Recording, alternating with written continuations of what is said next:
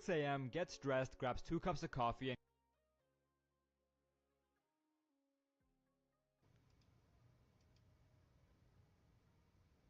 Oh, bio.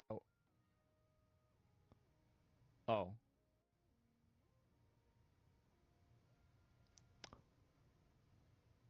Uh-oh. Oh, jeez. Oh, wow. Oh, shit. Man. Wow.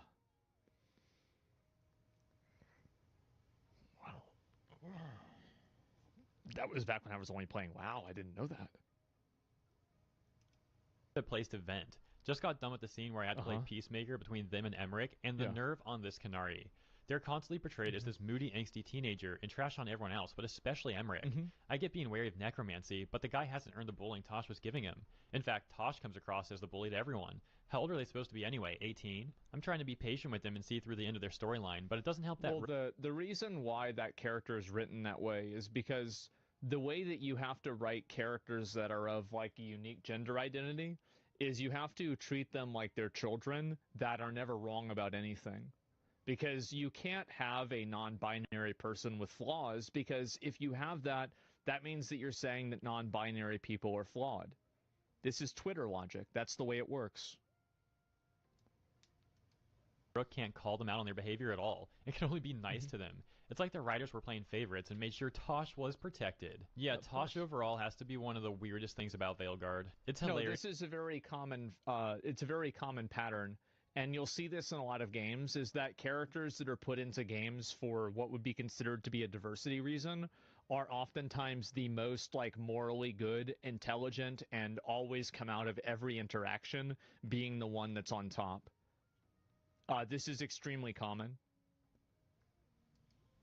That the devs have tried to push Tosh as this, like, flagship character of the game, but the character just sucks. And I'll never get over how creepy this thumbnail is. Like, what were they thinking? Heck, even their storyline is so far the most boring. Like, we went to explore Dragoness, where I thought we would finally get to see their dragon hunting skills in action, and nothing. It was another therapy session. I'm sorry, I know some people might enjoy those scenes or relate to them, but I can't bring myself to care about their storyline at all. At this point, I don't even care that they're hunting a dragon or whatever. Darvin and I already took down an Archdemon anyway, and if I need dragon hunting tips, I can always ask the Inquisitor. Sucks that all companions are essential. I would have sent Tosh packing ages ago. Wonder if that's why the writers made them essential. Dang, so yeah, that post absolutely destroyed Tosh. Get wrecked. That's why we recruited her. Actually, Tosh uses them for themselves now. They asked us to let folks know. So, now you do. Yeah. I appreciate it. How is it that... Thank you for telling me. That's why we recruited them. So yeah, I think we've all seen... How is it that I just keep seeing more clips of this game that are like this? I feel like, because I'm the kind of person, like, if I see one clip getting passed around, I'm like, okay, everybody's just talking shit about this one thing that happened, because it's like, what else are we going to do? But, like, man, I just keep seeing more and more of these. There's more? Yes! It's like, how deep does this go? It's the whole game. That's amazing! I don't even know what to say. Time to do a Brave? Yeah, I can't believe this. The barf misgendering scene, but there was another one. Like, shoving in as many of these things as they possibly can. The comments are hilarious. This game is so cringe, it's ridiculous. Is this real? This gotta be a joke. DEI simulator. That's why I play Space Marine. That's why. Hopping back over to the Dragon Age subreddit and the post about Tosh that we just read. One of the top responses says, yeah, kind of ironic how a non-binary character that has a whole arc about her pronouns is forcing a label on Emmerich and refusing to call him what he identifies as, even after telling Tosh it upsets him. What an insanely fucking good point. Oh my god. Wow.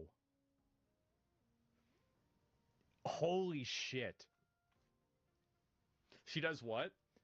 So this guy, like, is referring to, like, himself as, like, a necromancer or whatever, what you are, and she's, like, insisting that, like, she's going to call him another word or another phrase that sounds bad.